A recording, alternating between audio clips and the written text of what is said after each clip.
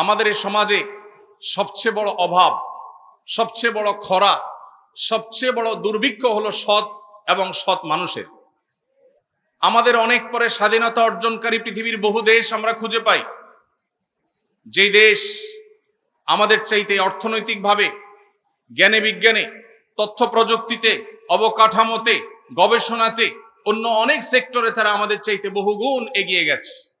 যারা পৃথিবীর বিভিন্ন দেশ সফর করেন, ভ্রমণ করেন, তারা ভালো বলতে পারবেন যে আমাদের প্রিয় স্বদেশ, এদেশের মানুষের মধ্যে যে পরিমাণ পরিশ্রম করবার মানসিকতা আছে, আমাদের মিডল ইস্টে বা বিভিন্ন দেশে থাকা প্রবাসী ভাইদের যে অক্লান্ত পরিশ্রম, তাদের যে ঐকান্তিক প্রচেষ্টা, সেগুলো দেখলে দিনের আলো মতো পরিষ্কার হয় যে এদেশের মানুষ পরিশ্রম করে সচ্ছলতা এবং সমৃদ্ধি আনার জন্য চেষ্টা করতে চায়। দুর্ভাগ্যজনক বাস্তবতা, দুর্নীতি, অনিয়ম, অপশাসন এগুলো আমাদেরকে পিছিয়ে রেখেছে। কোনোভাবে আমরা এগুলোকে ওভারকাম করে সামনে এগোতে পারছি না। যার যেখানে যতটুকু ক্ষমতা আছে সে সেখানে ততটুকু অন্যায়, সে ততটুকু দুর্নীতি, সে ততটুকু তার অন্যায় শক্তির ব্যবহার সে করে।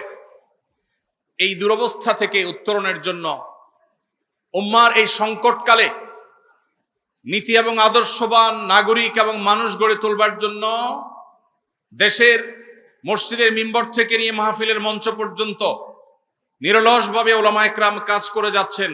আজ বহু বছর, বহু যুগ ধরে প্রতিটা মাহফিলে, জুমার প্রতিটি মিম্বরে, মিডিয়ায় ওলামায়ে কেরামের প্রতিটি কথায়, বক্তব্যে, প্রতিটি লেখনীতে, প্রতিটি প্রচেষ্টায় তারা সব সময় চেষ্টা করেন কিভাবে এদেশের মানুষকে আল্লাহ ভীরু করা যায়, মুত্তাকি করা যায়, পরহেজগার করা যায়, তাদের আকীদাকে বিশুদ্ধ করা যায়, তারা আম্বিয়া আলাইহিস সালামের আদর্শের অনুসারী হতে পারে, তারা কিভাবে সাহাবায়ে কেরামের আদর্শের অনুসারী হতে পারে, যেই সাহাবায়ে কেরাম আহলুস সুন্নাহ ওয়াল জামাআতের কাছে সৎ সঠিকতার সবচেয়ে বড় মাপকাঠি।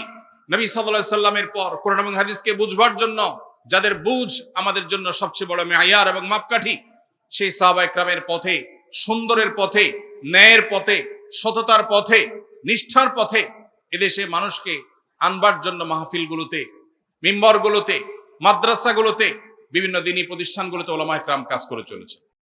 আস সুন্নাহ ফাউন্ডেশন, উম্মার স্বার্থে, সুন্নাহর সাথে।